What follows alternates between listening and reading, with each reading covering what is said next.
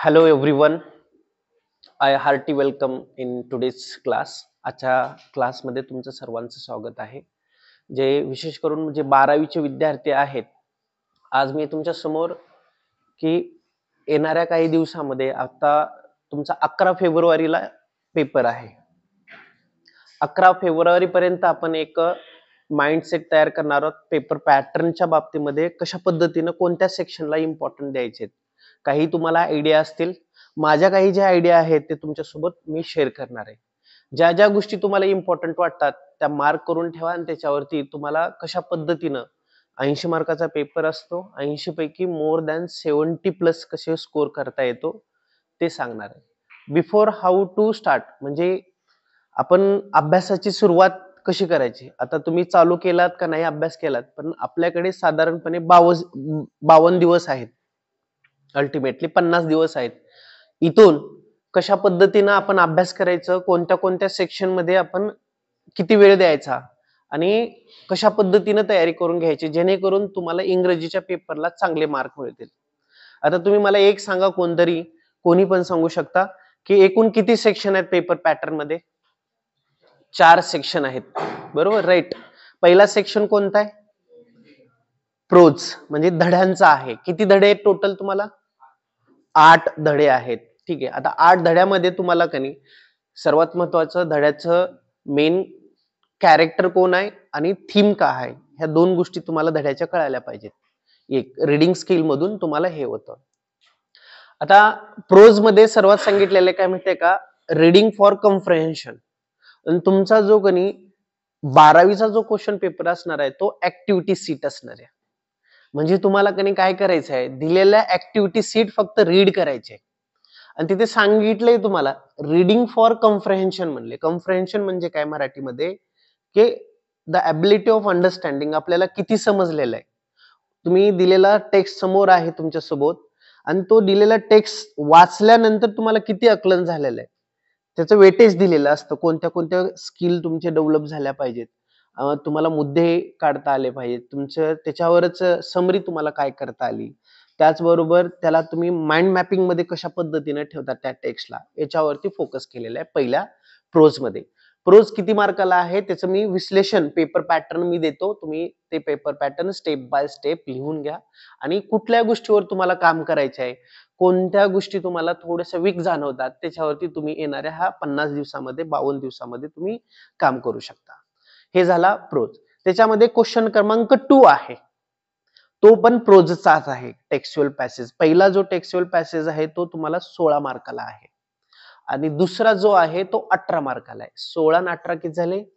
34 मार्काचं. हे फक्त आणि फक्त टेक्स्टवर आहे तुमच्या. आलं लक्षात? फक्त रीडिंग स्किलवर आहे. कशावरती आहे? फक्त रीडिंग स्किल आहे. The ability of understanding. समजलं, वाचलेलं फक्त समजलं पाहिजे, बाकी काहीच नाही. फक्त तुम्हाला सराव पाहिजे. तुम्ही जर ठरवलात की बाबा ह्या सेक्शन मध्ये मला कनी येणाऱ्या ह्या 50 दिवसामध्ये मला पूर्णपणे चांगल्या पद्धतीने प्रॅक्टिस करायची असेल, तुम्ही 2 दिवसाला एक जरी टेक्स्च्युअल पॅसेज वाचन केलात आणि टेक्स्च्युअल पॅसेज वाचण्यासाठी साधारणपणे तुम्हाला एक 20 मिनिटाच्या कालावधीमध्ये सगळं कव्हर होते. 20च मिनिट द्यायचे टेक्स्च्युअल पॅसेजला. त्यानंतर दुसरा सेक्शन कोणता आहे? दुसरा सेक्शन, हा सेक्शन आता हा पहिला झाला, मी लिहून देतो तुम्हाला नंतर. आता दुसरा सेक्शन आपण चर्चा करूया, म्हणजे तुमच्याकडून तुम्हाला काय काय माहिती आहे हे कळू द्या. दुसरा सेक्शन कोणता आहे? पोएट्री. पोएट्री सेक्शन एकूण किती मार्काला आहे माहितीये? 14 मार्कासाठी आहे पोएट्री सेक्शन, एकूण 14. त्याच्यामध्ये अप्रिसिएशन 4 मार्काला आहे आणि पोएट्रीचं कॉम्प्रिहेन्शन हे 10 मार्काला आहे. आता त्या पोएमचे तुम्हाला पहिल्यापासूनच माहित आहे, कविता वाचताना त्याच्या स्टांजा किती आहेत, त्याच्या लाईन्स किती आहेत, त्याच्यात पोएटिक डिव्हाइस कोणता आहे, त्याचा सेन्स कोणता वापरलेला आहे. रिव्ह्यू वरती प्रश्न विचारला जातो, त्याचं आपण डिटेल्स मध्ये बघूया. नंतर तिसरा सेक्शन कोणता आहे? फक्त रायटिंग स्किल आहे. ग्रामर हे टेक्स्च्युअल पॅसेज मध्ये आलं. फक्त आणि फक्त ग्रामर हे रायटिंग स्किल एकूण 16 मार्कासाठी आहे. किती मार्कासाठी आहे? 16. आता तसं तरी तुम्हाला 12वीला सिलेबसला एकूण 12 टॉपिक दिलेत याचे रायटिंग स्किलचे, पण 12च्या 12 करायचं नाही. फिक्स आणि फिक्स एक्झामला ते एक तुम्हाला कनी रायटिंग स्किलचा ऍज इट इज तुम्हाला मार्क मिळू शकतात. प्रत्येक रायटिंग स्किलच्या टॉपिकला 4 मार्क आहेत. पण मी जे काय आता माझ्या दृष्टिकोनातून जे मला सोपं वाटतंय ते मी तुम्हाला रिकमेंड करतो. फक्त त्याचीच तयारी करायची. त्याचीच तयारी केलं की तुम्हाला एक्झाम मध्ये तेच जरी लिहून आलात तरी तुम्हाला आउट ऑफ मार्क मिळतात. एवढे तुम्हाला जे ऍज इट इज 16 मार्काची तयारी करून घ्यायची माझी जबाबदारी आहे रायटिंग स्किल मध्ये. आता राहिला शेवटचा सेक्शन आहे तो आहे ड्रामा किंवा लिटरेचर म्हणजे लिटररी. आता लिटरेसी मध्ये काय आहे, एकूण पहिला जो युनिट आहे त्याच्यावर फिक्स पहिल्या युनिट वरती पहिल्या चॅप्टरवर 4 मार्काला प्रश्न आहे, दुसऱ्या युनिट वरती 4 मार्काला प्रश्न आहे, तिसऱ्या युनिट वरती 4 आणि 5व्या युनिट वरती 4. म्हणजे असे एकूण 4 तुम्हाला, त्याच्यात 3 काय आहेत नॉवेल्स आहेत आणि एक आहे द हिस्ट्री ऑफ लिटरेचर म्हणजे इतिहासाचे हिस्ट्री काय आहे, लिटरेचरची साहित्याची हिस्ट्री काय, कोणतं पुस्तक कोणी लिहिलं, तुम्हाला मॅच द फॉलोविंग किंवा सिंपल फॅक्च्युअल ऍक्टिव्हिटीवरती तुम्हाला प्रश्न विचारले जातात, त्याच तुम्हाला हे करायचं आहे. हे झाला तुमचा ओव्हरऑल पेपर पॅटर्न. आता पेपर पॅटर्न मध्ये लिहून घ्या तुम्ही section wise.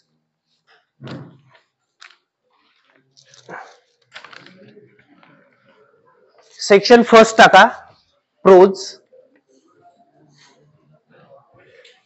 Section first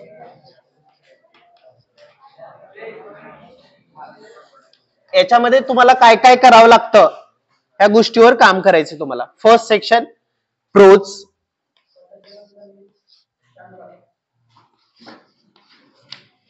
pros. आता प्रोज मध्ये कोणत्या कोणत्या गोष्टीवर आपल्याला काम करायचंय, 3 आहेत.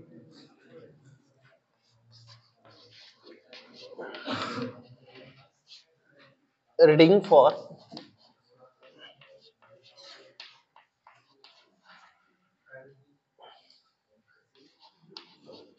कॉम्प्रिहेन्शन. आता ह्या गोष्टीसाठी आपण काय करायचं बघा, लक्ष द्या. रीडिंग फॉर कॉम्प्रिहेन्शन साठी तुम्हाला प्रॅक्टिसला म्हणून आता एक सॅम्पल म्हणून तुमच्याकडे मी एक टेक्स्च्युअल पॅसेज देतो, तो वाचायचा. मागच्या क्वेश्चन पेपर मध्ये कशा पद्धतीने प्रश्न विचारलेले आहेत, त्याच्यामध्ये ऍक्टिव्हिटी कशा पद्धतीने विचारलेल्या आहेत ते आहे. त्याच्यामध्ये बघा पहिली ऍक्टिव्हिटी तुम्हाला नाव माहितच आहे की तुम्ही 10वीला असताना पाहिलेलं आहे, सिंपल फॅक्च्युअल ऍक्टिव्हिटी, त्याचं नाव चेंज करून केलेलं आहे ग्लोबल अंडरस्टँडिंग. तुम्हाला किती समज झाली. दुसरं आहे कॉम्प्लेक्स फॅक्च्युअल ऍक्टिव्हिटी, याच्यामध्ये त्याच्या रिलेटेड असलेले मुद्दे लिहायचे असतात. एक तुम्हाला थीम दिली जाते, त्याच्या रिलेटेड तुम्हाला मुद्दे लिहायचे असतात. त्यानंतर आहे अनालिसिस.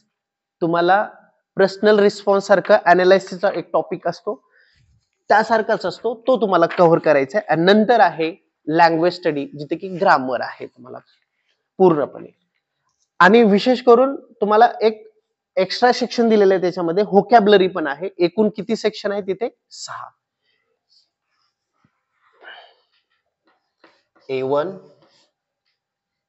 A1 टू A6 असं करा शॉर्ट मध्ये, एवढे आहेत. आलं लक्षात. त्यासाठी एक क्वेश्चन पेपर फक्त फॉलो करायचं तुम्हाला, कुठलाही तुम्हाला इथून प्रोव्हाइड केलं जाईल आणि त्या क्वेश्चन पेपरला फॉलो करायचं आहे. हे प्रत्येकी ईच ऍक्टिव्हिटी हॅज 2 मार्क्स. प्रत्येक ऍक्टिव्हिटीला 2 मार्क आहेत.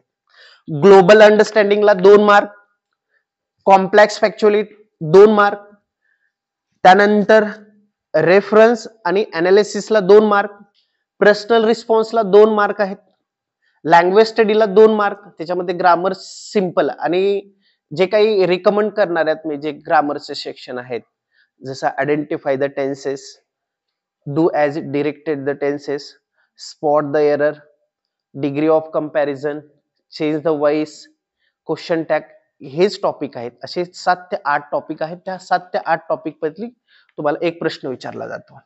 नंतर आहे व्होकॅब्युलरी. आता व्होकॅब्युलरी मध्ये काही शॉर्टकट नाही. जोपर्यंत तुम्हाला त्या शब्दाचा लिटरली शब्द अर्थ माहित नसताय तोपर्यंत तुम्ही अंदाजे काही करू शकत नाही. त्यासाठी आत्तापासूनच ठरवायचं की 8 धड्यामध्ये साधारणपणे ह्या येणाऱ्या 50 दिवसामध्ये मी रोज किंवा 4 दिवसाला एक जरी टेक्स्च्युअल पॅसेज जर केलात तर येणाऱ्या 50 दिवसामध्ये आरामशीर तुम्ही ना एका 8 महिन्यामध्ये जे काही अभ्यास नाही केलेला आहे येणाऱ्या 2 महिन्यामध्ये फक्त एवढंच प्लॅनिंग करायची की दोन येणाऱ्या ह्या 50 दिवसामध्ये 3 दिवसाला किंवा 4 दिवसाला पण फिक्स टाइम टेबल ठरवून ठेवायचा की एक तरी पॅसेज आपला 4 दिवसाला किंवा 3 दिवसाला झाला पाहिजे, हे त्याच्यावरती आपल्याला काम करायचं आहे. तर तुम्हाला आयडिया येऊन जाते की रीडिंग फॉर कॉम्प्रिहेन्शन.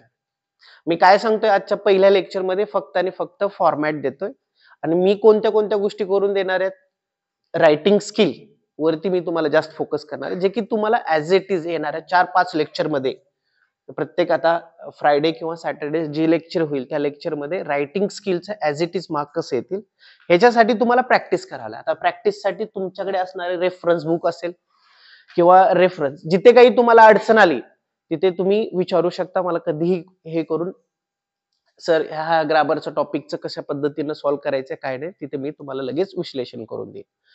आता नंतर आहे त्याच्यामध्ये पूर्णपणे कम्प्लिटली हे झाले ऍक्टिव्हिटी ए, ह्याच्यामध्ये बी आहे. हा फिक्स तुम्हाला 4 मार्काला नॉन टेक्स्च्युअल ग्रामर आहे. लिहून घ्या, नॉन टेक्स्च्युअल ग्रामर.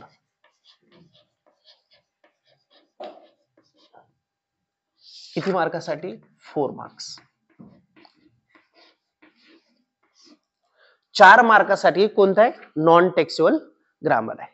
त्याचंही विशेष करून एक सेक्शन वरती आपण कनी जे तुम्हाला जसं की डिग्री ऑफ कंपॅरिझन असेल, change the voice, reported speech, याचं एक 15-15 मिनिटाचं विश्लेषण होईल, त्याच्यावरती तुम्हाला काम करायचं आहे. नंतर आहे क्वेश्चन क्रमांक 2. ह्याच्यामध्ये पण ए आहे फिक्स आणि बी आहे. सेम ऍक्टिव्हिटी आहे त्याच्यामध्ये, रीडिंग फॉर कॉम्प्रिहेन्शन तेच टाका, सेम इथेच रीडिंग फॉर कॉम्प्रिहेन्शन ऍक्टिव्हिटी द्या A1 to A6.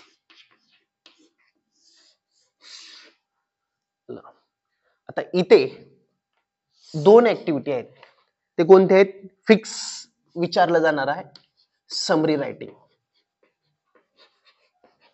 Summary writing, आणि दुसरी आहे ह्याला ए आणि हे सी, माइंड मॅपिंग.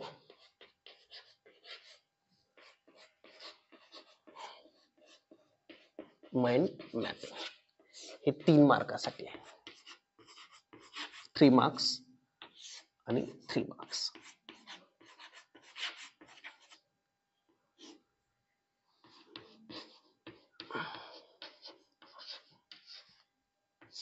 हे 12 मार्क्स. हे टोटल किती मार्काचा पेपर झाला आता तुमचा? 34 ना, 34 मार्क्स. Section number 1. आजच्या क्लासमध्ये फक्त आणि फक्त सेक्शन 1 वरतीच फोकस करणार आहे. सेक्शन 1 कशा पद्धतीचा असतो, मग नंतर नेक्स्ट लेक्चर मध्ये सेक्शन 2 च घेऊया. 2 मध्ये कशा पद्धतीचे प्रश्न विचारले जातात, त्यानंतर 2 मध्ये कोणते कोणते कशा पद्धतीचे प्रश्न असतात ते स्टेप बाय स्टेप आपण व्यवस्थित समजून घेऊया आणि त्याच्यावरती काम करूया. आता एक 2 मिनिटासाठी तुम्हाला वर्कशीट देतो, ती वर्कशीट घ्या. सर पॉज असू द्या ना, सांगा त्यांना. तर ह्या प्रोज सोबत तुम्हाला मी ही जी ऍक्टिव्हिटी देतो, आता कोणत्या ग्रामरच्या टॉपिक वरती विश्लेषण घ्यायचं आहे आणि ते टॉपिकची तयारी करायची तुम्ही.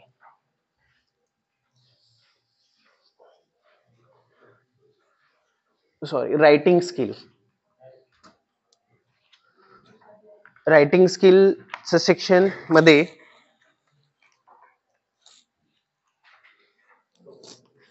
सेक्शन नंबर 3, मी 2 स्किप करतोय सध्या.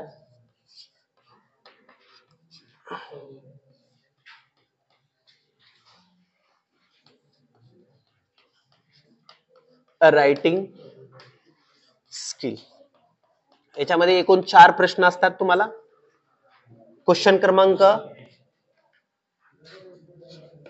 4,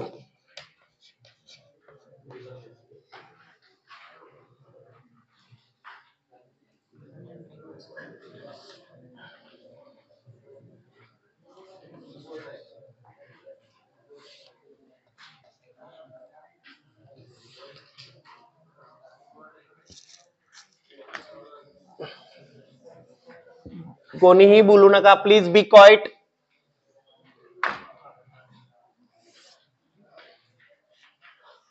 हा,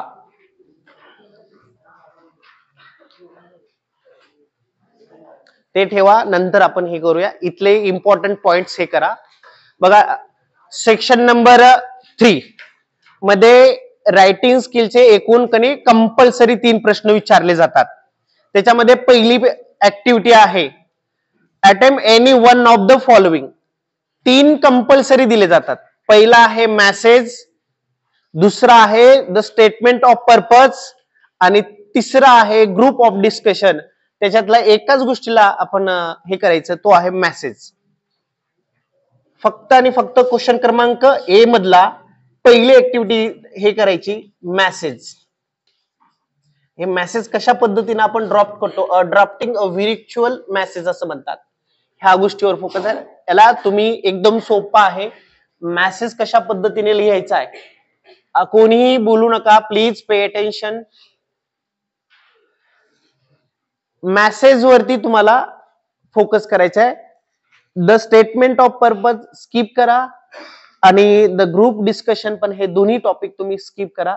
परीक्षेला फक्त आणि फक्त मेसेज वरतीच तुम्ही कधी फोकस करायचं आणि 1-2 मेसेज जरी कधी तुम्ही लिहिलात तरी तुम्हाला समजून जाईल. नंतर आहे, आता इथे 3 आहेत. एक आहे ईमेल, म्हणजे सेम आपलं लेटर रायटिंग लिहिल्यावरच असतं, फक्त त्याच्यामध्ये सेंडर्स आणि रिसिव्हर्स ऍड्रेस मध्ये ईमेलचा फॉर्मॅट असतो, बाकी सेम जसं तसं असतं. सब्जेक्ट असतो, सॅल्युटेशन असतं, ओपनिंग सेंटेन्स असतो, बॉडी ऑफ द मेल असतो आणि त्याचबरोबर हे फक्त ईमेल म्हणजे काय, इलेक्ट्रॉनिक मेल आहे, पत्रच आहे हे पण. आणि ह्याच्यामध्ये 3 असतात, ईमेल, न्यूज रिपोर्ट आणि त्याचबरोबर तिसरा कोणता आहे सांगू शकता? ह्याच्यामध्ये फक्त ईमेल वर फोकस करा. ईमेल.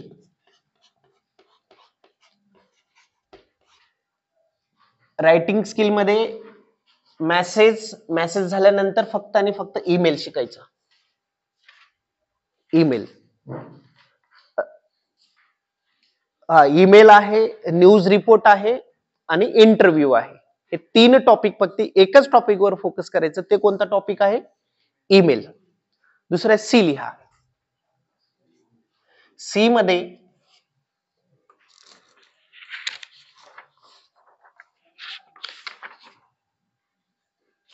स्पीच कंपेअरिंग, स्पीच घ्या. स्पीच याच्यापेक्षा जर तुम्हाला सोपं दुसरं जर वाटत असेल तर तेही तुम्ही फॉलो करू शकता, पण हे सर्वात इझी, सोपे, सिंपल लँग्वेज मध्ये लिहिणारे टॉपिक आहेत. स्पीच हे डेली रुटीनचे आहेत म्हणून सोपं जाणार आहेत. नंतर आहे डी मध्ये 3 आहेत, review of the book, a block आणि अपील. त्याच्यातलं लिहा द रिव्ह्यू लिहा. रिव्ह्यू रायटिंग स्किल मध्ये फक्त ह्या 4 टॉपिक वर फोकस करायचा आहे. तर टॉपिक आहे मेसेज, ईमेल, स्पीच, रिव्ह्यू. आता मेसेज बघा, प्रश्न कसा विचारला जातो, प्रश्न बघू त्याच्यामध्ये कशा पद्धतीने प्रश्न विचारला जातो, तुम्हाला कसं लिहायचं आहे. एक सॅम्पल बिगिनिंग तुम्हाला मी सांगतो. आता परीक्षेमध्ये तुम्हाला टॉपिक दिला जातो की कॉलेजला जात असताना बस मिस झालेली आहे, तर तुम्हाला बाईकची गरज आहे, तर त्यासाठी तुम्हाला मित्राला किंवा वडिलांना मेसेज लिहायचा आहे. तर त्यावेळेस तुम्ही हाय किंवा हॅलो करून, I miss the college bus, so would you like to have your scooty किंवा bike for the purpose because it is urgent in the morning, I have exam. अशा पद्धतीने तुम्ही मेसेज क्रिएट करू शकता. आणि तेही मेसेज एक साधारणपणे 7 ते 8 वाक्यामध्ये जरी लिहिलात, 7 ते 8 सेंटेन्सेस मध्ये दिल्यात तर फुल मार्क पडतात. आणि शेवटी तो जो फॉर्मॅट असतो, थँक्स, कॉमा द्यायचा आणि जे नाव आहे ते नाव आणि परीक्षेमध्ये दिलं जातं, किंवा तुम्ही XYZ करू शकता. जर परीक्षेमध्ये नाव नसेल तर XYZ करू शकता. ईमेलचं तर सांगितलं तुम्हाला, सेम लेटरचा फॉर्मॅट आहे, त्याच्यामध्ये काही चेंजेस नाही आहेत. सब्जेक्ट आहे, त्यानंतर सॉल्युटेशन म्हणजे dear sir, dear madam, respected sir अशा पद्धतीने दोन्ही शब्द तुम्ही टाकू शकता.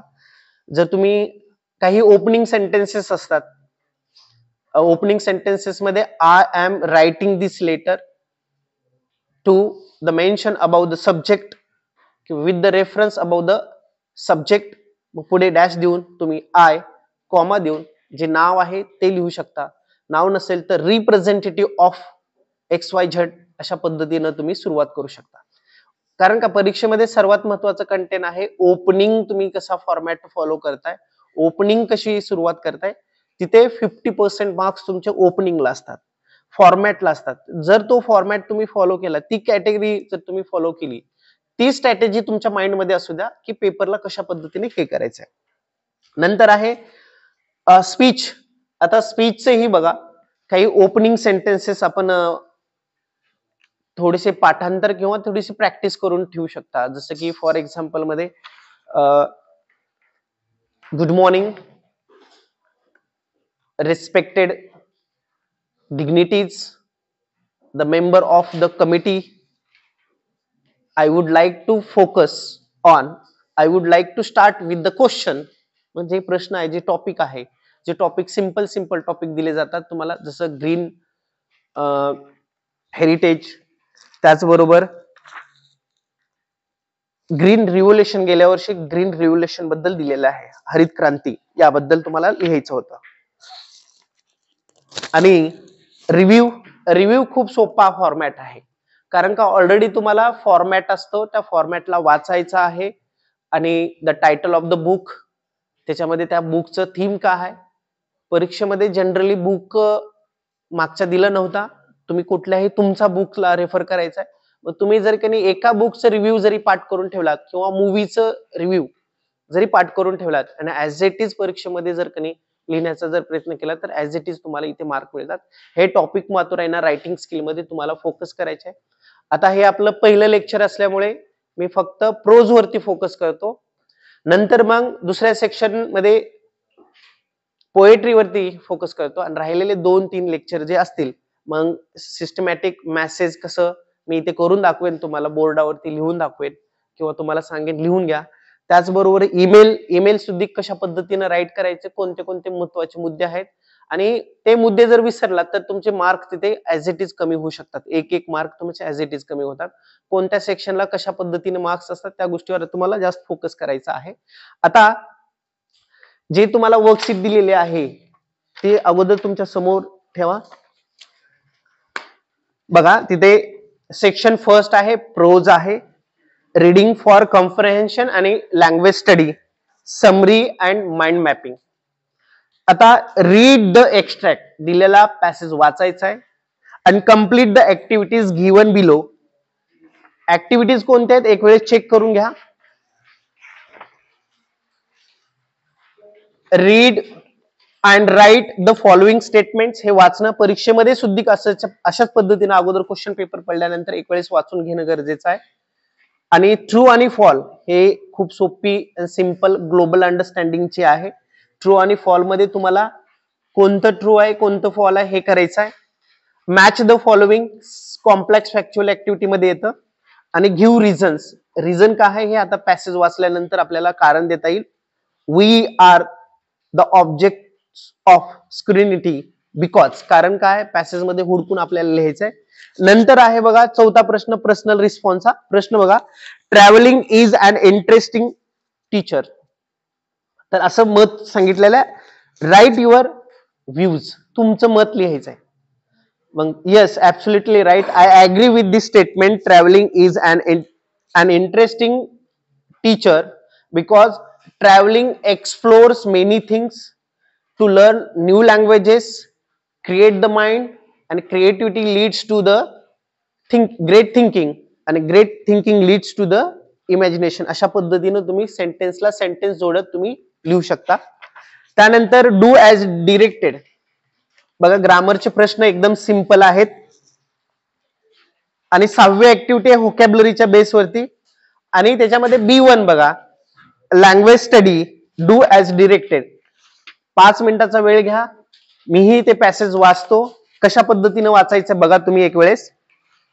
दिस इज व्हॉट कॅमस. कॅमस हा एक फिलॉसॉफर आहे. वाय वी ट्रॅव्हल ह्या धड्यातला हा पॅसेज आहे. वाय वी ट्रॅव्हल, लक्षात. दिस इज व्हॉट कॅमस मिंट. कॅमस नावाचा एक फिलॉसॉफर आहे. तो काय म्हणतोय बघा. व्हेन ही सेड दॅट, तो काय म्हणाला, what gives value to travel is fear. आलं लक्षात. भीतीमुळे ट्रॅव्हलिंगला महत्व आहे, किंमत आहे. भीतीमुळे ट्रॅव्हलिंगला महत्व आहे, त्याचं मत आहे असं त्यांनी सांगितलंय. ते वाचायचं आपण आणि तुमची जी लँग्वेज आहे त्याच्यामध्ये व्यवस्थित समजून घ्यायचं आहे. डिस्क्रिप्शन इन अदर वर्ड्स म्हणजे इमॅन्सिपेशन फ्रॉम द सर्कमस्टन्सेस. आपली जी परिस्थिती असते त्या परिस्थितीच्या बाहेर गेल्यानंतर आपल्याला वेगळ्या वेगळ्या गोष्टीचा अनुभव होत असतो. अडचणीमधून आपल्याला मार्ग कसं निघतो, हे एक माइंडची अनस्टेबिलिटी आपल्याला सुधारताना हेल्प करते असं त्यांचं म्हणणं आहे. अँड ऑल द हॅबिट, ज्या सवयी आहेत, बिहाइंड विच वी हाईड, ज्या आपण आपल्या ज्या काही प्रत्येक, आता एवढे विद्यार्थी आहेत, मी आहे, आपण सगळेजण आहोत, आपल्या ज्या काही वीक बाजू आहेत आपण लपवतो. पण ज्या वेळेस एखाद्याला आपल्याला बोलायचं असतं आपण अनकम्फर्टेबल फील करतो. पण ज्या वेळेस तुम्ही ट्रॅव्हलिंग करताला तेव्हा नवीन नवीन गोष्टी एक्सप्लोर होतात आणि त्या एक्सप्लोर मध्ये त्याने सांगतायत अँड दॅट इज वाय, त्यामुळे मेनी ऑफ अस, आपण आपल्यापैकी सगळेजण travel not in search of answer, म्हणजे आपल्याला एखाद्या गोष्टीचा आन्सर शोधायचा म्हणून ट्रॅव्हलिंग करत नाहीये, to but of better questions, चांगले चांगले प्रश्न निर्माण व्हावेत आपल्या मनामध्ये. आपण नवीन नवीन ठिकाणी गेलो तर प्रश्न निर्माण होतात. नवीन लँग्वेज मध्ये गेलो तिथल्या कल्चर समजून घेण्यासाठी ट्रॅव्हलिंग बद्दल त्यांनी महत्व सांगितलंय. I like many people tend to ask questions of the places I visit. जिथे जिथे मी जातो, बघा सेंटेन्सेस समजून घेण्याचा प्रयत्न करा. जर तुम्हाला जर कधी थोडस जास्त वाटत असेल सेंटेन्सेसला थांबा, छोटे छोटे सेंटेन्सेसला कन्वर्ट करण्याचा प्रयत्न करा. आय कॉमा आहे, लाईक मेनी पीपल, असे लोक मला खूप आवडतात जे की tend to ask questions of the places, ज्या ज्या ठिकाणी मी जातो व्हिजिट करतो त्यांना प्रश्न विचारायला मला खूप आवडतं. I relish the most of the ones that ask, आणि सर्वात आवडतीचं म्हणजे द सर्चिंग क्वेश्चन्स, जे शोधक प्रश्न असतात, जे शोधक प्रश्न निर्माण तयार होतात माझ्या मनामध्ये, बॅक ऑफ मी. तिने सांगितलं द आयडियल ट्रॅव्हल बुक. आता दुसरा फिलॉसॉफर आहे क्रिस्टोफर इशरवूड, नाव आहे क्रिस्टोफर इशरवूड. तो काय म्हणतो, the ideal travel book once said, तो म्हणाला, should be perhaps a little like a crime story in which you are in search of something. असं आयडियल ट्रॅव्हल बुक पाहिजे, आयडियल ट्रॅव्हल बुक पाहिजे जसं क्राईम स्टोरीमध्ये, क्राईम स्टोरी गोष्टीमध्ये जसं आपलं डोकं, माइंड, आपण काही ना काही शोधत असतो, काही ना काही आपण शोधत असतो. And it is the best kind of something, ते सर्वात उत्तम गोष्ट आहे. तसं मार्गदर्शनाचं बुक पाहिजे, तशी एक स्टोरी पाहिजे. अँड आय वुड ऍड, लेखक त्याच्यामध्ये ऍड करतायत, if it is one that you can never quite find. आणि ती कधीही न थांबणारी जी गोष्ट, म्हणजे सापडणारी, न सापडणारी, तरच आपण शोधत राहतो. सापडलं तर लवकर सापडलं तर आपण त्याला व्हॅल्यू देत नाही. अशा सर्च मध्ये असलं पाहिजे, ती गोष्ट कधीही न थांबली पाहिजे. आता हा जो टेक्स्ट आहे ना, जसा तुमच्या सिंपल लँग्वेज मध्ये समजून घ्यायचा आहे तसं तुमच्या माइंड मध्ये क्रिएट करा, का त्याच्या बेसवरती प्रश्न आहेत, ते प्रश्न तुम्हाला कसं देता येतात बघा. आता पुढे लेखक ऑथर काय म्हणतो, आय रिमेंबर, मला आठवतं, इन फॅक्ट एक गोष्ट आठवते, after my first trips to southern Asian, म्हणजे साऊथर्न एशियन मधली एक गोष्ट आठवते, पहिली ट्रिप आठवते. मोर दॅन द डिकेड एगो, एक शतकाच्या अगोदर, how I would come back to my apartment, कशा पद्धतीने मी माझ्या न्यूयॉर्कच्या अपार्टमेंट मध्ये आलो होतो. And lie in my bed, माझ्या अंतरणावरती रेंगाळत असताना. Kept my something more that jet bag, जी बॅग असते, प्लेइंग बॅग म्हणजे आठवणीमध्ये राहणे. In my memory over and over, त्या आठवणीमध्ये मी खेळत होतो. ज्या आठवणी माझ्या डोक्यामध्ये चालू होत्या, लेखक इमॅजिनेशन करतोय आणि त्या आठवणीमध्ये खेळत होता. All that I had experience, जे जे मी अनुभवलेलं होतं त्या आठवणीमध्ये तो विचार करतोय. आणि नंतर अँड पॅगिंग विस्टफुली, आता पॅगिंग म्हणजे बोलवणे, एखादा पिक्चर बघणे किंवा फोटो पाहणे, आणि विस्टफुली थ्रू माय फोटोग्राफ्स, फोटो न पाहून काहीतरी आपण डोक्यामध्ये विचार आणतोय. And reading and reading my diaries, परत ती डायरी ओपन करतोय, परत मी वाचतोय. ॲज इफ, जसं काय, टू एक्स्ट्रॅक्ट म्हणजे remove the mystery from them, त्याच्यातून काहीतरी मी जे रहस्य आहे, रहस्य काढून टाकण्याचा प्रयत्न करतोय. आणि पुढे सांगितलं एनी वन विटनेसिंग, जर सीन कोणी जर बघितलं, एनी वन विटनेसिंग म्हणजे साक्षीदार, कोणतरी पाहतंय, असं जर कोणी असेल, this strange scenes would have drawn the right conclusion, त्याचं कन्क्लुजन काय असेल, तो काय निष्कर्ष काढेल माहितीये का? तो निष्कर्ष असा काढेल, आय वॉज इन लव्ह, मी प्रेमात पडलो काय, असं तो अंदाज काढेल. कोणतरी असं, तुम्ही जर कधी एखादा फोटो बघत बसलात मोबाईल मध्ये, तर कधी कोणाचा फोटो बघत बसलायस, आलं लक्षात, तसं तुमचा अंदाज काढेल. असं लेखक त्याच्या इमॅजिनेशन नुसार आणि थिंकिंग नुसार विचार करायलाय. आलं लक्षात, त्याच्या इमॅजिनेशन नुसार, थिंकिंग नुसार विचार करायलाय. पुढे सांगितलं वेन वी गो अबॉर्ड, आपण जेव्हा बाहेर देशामध्ये जातो, विदेशी देशामध्ये जातो, बघा, is what that we are object of scrutiny. Scrutiny म्हणजे काय? छाननी, तपासणी, चौकशी. As much as the people, जे आजूबाजूचे जे लोक असतात, आपल्याला काय करतात, चेक करतात, ऑब्झर्व करतात, आपण त्यांना ऑब्झर्व करतो. And we scrutinize and we are being consume by the cultures and we consume, त्यांच्या कल्चरमध्ये आपलं कल्चर जे असेल आपण कन्झ्युम करतो, यूज करतो किंवा पाहतो. एखाद्याचा कधी ड्रेसिंग सेन्स वेगळा असेल, दुसऱ्या देशामध्ये गेलात तर त्यांना आपण ऑब्झर्व करतो, त्यांनी आपल्याला ऑब्झर्व करतात. अशा पद्धतीचं कन्झ्युमिंग होत असतं. As much on the road as we are at home, जसं आपल्या घरी ऑब्झर्वेशन होतं तसंच तिथेही होतं. ॲट द व्हेरी लिस्ट म्हणजे क्षणातच.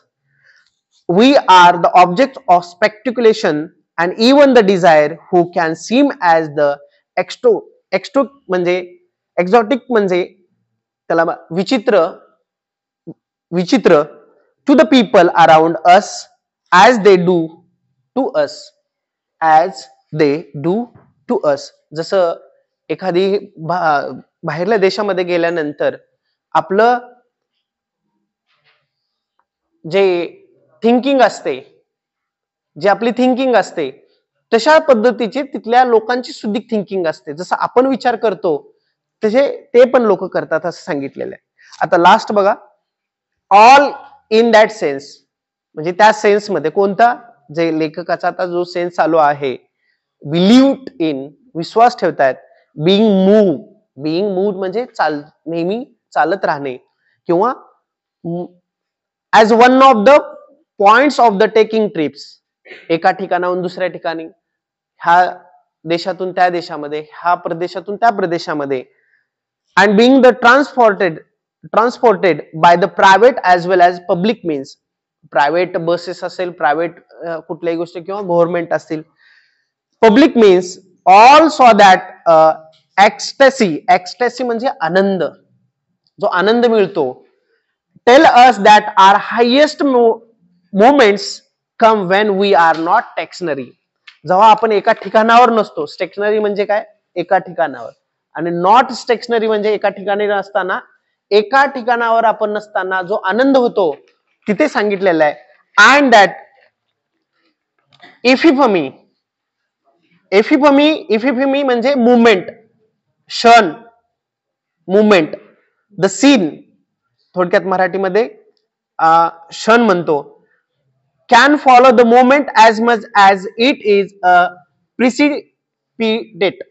प्रिसिपिटेट म्हणजे मेक समथिंग हॅपन, एखादी गोष्ट घडते एखाद्या सीनमुळे. एक गोष्ट घडल्यानंतर दुसरी गोष्ट लगेच घडते, डिपेंड्स असते, असं त्याला प्रिसिपिटेट्स म्हणतात. आता त्याच्यामध्ये काय सांगितलंय बघा. आता आपण दिलेला हा टेक्स्ट रीड केला. आता त्याच्यामध्ये सर्वात महत्वाचं आहे तुमचं प्रत्येकाचं रीडिंग स्किल आणि त्याच्यामध्ये असणारं शब्दसाठा. जे काही जेमतेम समजलेलं असेल, कुणाला 50% समजलेलं असेल, कुणाला 40, किंवा स्वतःच्या रीडिंग मधून सुद्धा 30-40% जरी समजलेलं असेल तर त्याच्या बेसवरती आपण प्रश्न देऊ शकतो. आता प्रश्न बघा. पहिला ए, ट्रू आहे का फॉल आहे आपल्याला सांगायचंय. अ ट्रॅव्हलर मे सिक म्हणजे आजारी पडला, किंवा सिक याचा अर्थ असा नाही पडणे असाच घ्या. In love with his travel memories, त्याच्या ज्या आठवणी आहेत, मेमोरीज म्हणजे आठवणी, आठवणीमध्ये तो काय ठीक आहे गुंतून गेलेला आहे. ट्रू आहे का फॉल आहे? ट्रू आहे, बरोबर. त्या आठवणीमध्ये तो गुंतून गेलेला आहे म्हणून दिलेलं स्टेटमेंट हे ट्रू आहे. दुसरं बघा. One gets inspected. जर आपण इन्स्पेक्टेड म्हणजे निरखणे, पाहणे. As he inspect the world around us, जसा एखादा व्यक्ती आपल्याला निरखतो, पाहतो, तसा तो पण आपल्याला पाहतो. मग ट्रू आहे का फॉल आहे? ट्रू आहे. येस. तिसरं बघा. क्विस्ट म्हणजे क्वेश्चन. क्विस्ट म्हणजे काय? क्वेश्चन. क्वेश्चन म्हणजे प्रश्न. For something may and in more mysterious, म्हणजे जास्त रहस्यमय जायचं असेल तर अनेक प्रश्न राहतात. क्विस्ट फॉर समथिंग, कुठल्या तर गोष्टीसाठी प्रश्न आहे, कोणत्या तर गोष्टीसाठी प्रश्न आहे. मे एंड इन मोर मिस्टरीज, जास्त रहस्य असेल तर मे बी. मग ट्रू आहे का फॉल आहे? ट्रू आहे. मे एंड जास्त मोर मिस्टिरियस म्हणलेलं आहे. नंतर आहे स्टेईंग इन कम्फर्ट. आपण स्टेईंग इन कम्फर्ट, कम्फर्ट मध्ये असलो. At home gives one more happiness than travelling. Travelling पेक्षा जास्त आनंद घरी बसून होतो. लेखकाने इथे सांगितलंय पॅसेज मध्ये नाहीये, तर हे फॉल आहे. मग पहिलं स्टेटमेंट ट्रू, दुसरं ट्रू, तिसरं ट्रू आणि चौथं फॉल. आता मॅच द पर्सन्स. आता इथे पर्सन आल्यात. द नरेटर जो की स्टोरी लिहितोय. दुसरा कॅमस, अल्बर्ट कॅमस फिलॉसॉफर.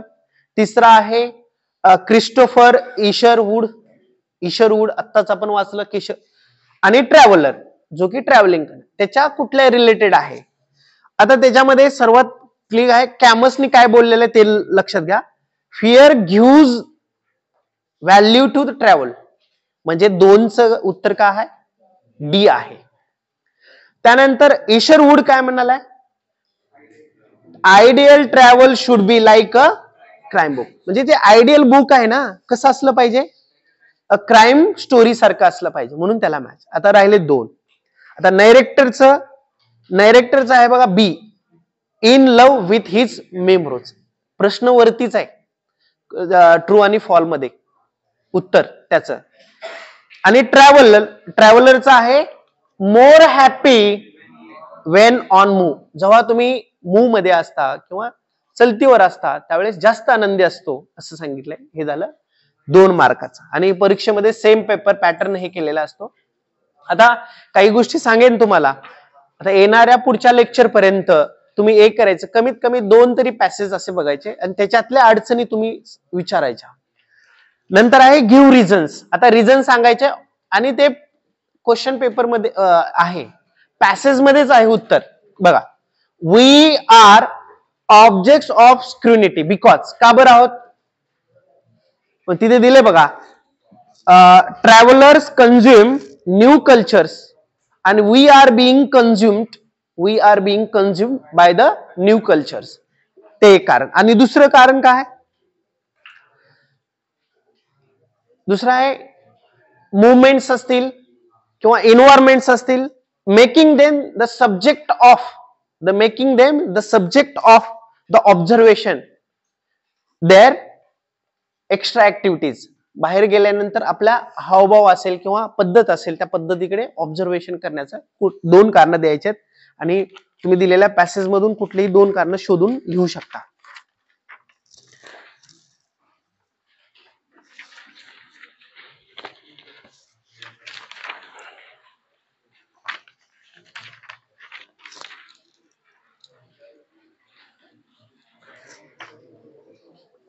तिसऱ्या पॅरेग्राफ मध्ये आहे बघा, when we go abroad is what we are the object of scrutiny. मग त्याचं उत्तर लिहा. We consume and we are being consumed by the culture. एक उत्तर. त्यानंतर दुसरं लिहा, at the very list we are the object of speculation.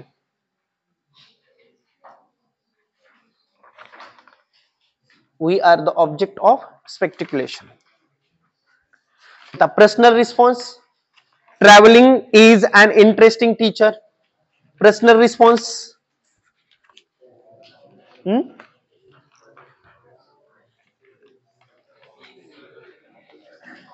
आहे का?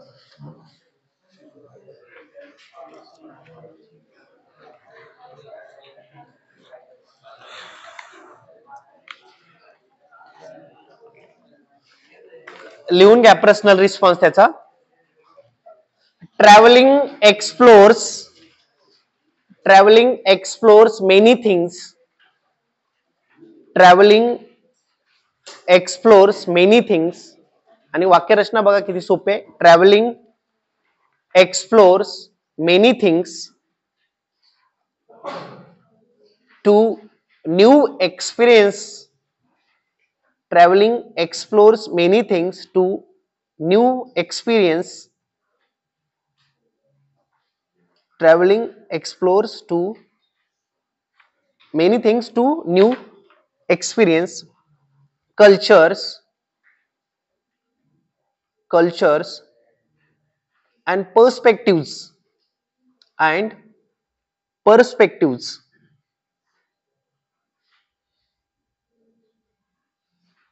making it better person. Making it a better person.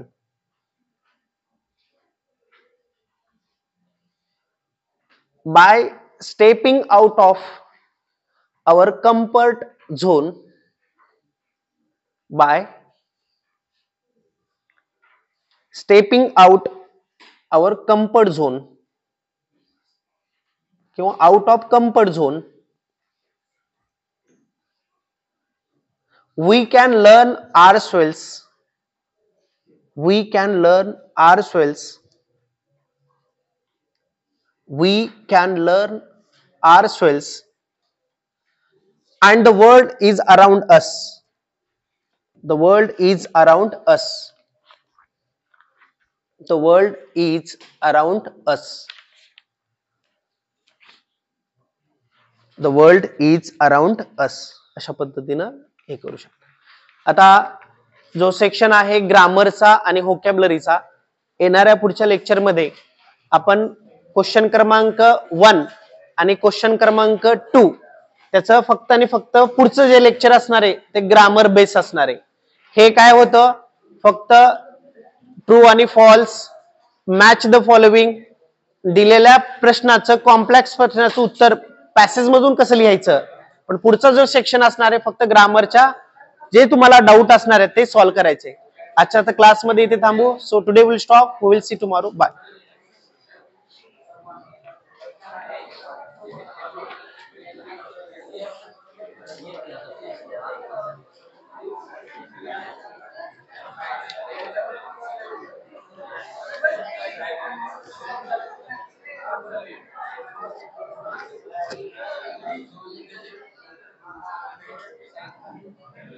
Stop झाले का काही हे?